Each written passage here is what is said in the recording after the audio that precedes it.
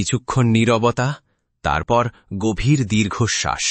বন্ধুরা, তোমরা কি ভাবতে পারো কতটা হিংস্র, কতটা নৃশংস হলে কেউ একজন মানুষকে শুধু চাঁদার টাকা না দেবার অপরাধে রাস্তায় ফেলে ইট দিয়ে মাথা থেতলে হত্যা করতে পারে?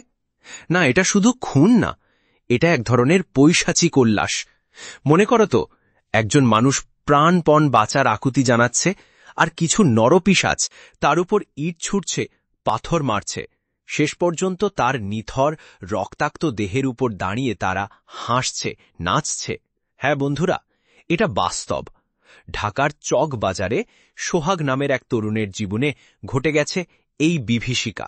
শুধু চাঁদা দিতে অস্বীকৃতি জানিয়েছিল সে। 2 মাস আগে হুমকি দিয়েছিল মঈন, তোকে দেখে নেব। সেই হুমকি আজ বাস্তবে রূপ নিল। মঈন, যুবদলের এক পদপ্রার্থী, তার বাহিনী নিয়ে প্রকাশ্যে হত্যা করল সোহাগকে। আর আমরা সবাই চুপ ছিলাম, ভয়ে, অন্ধকারে।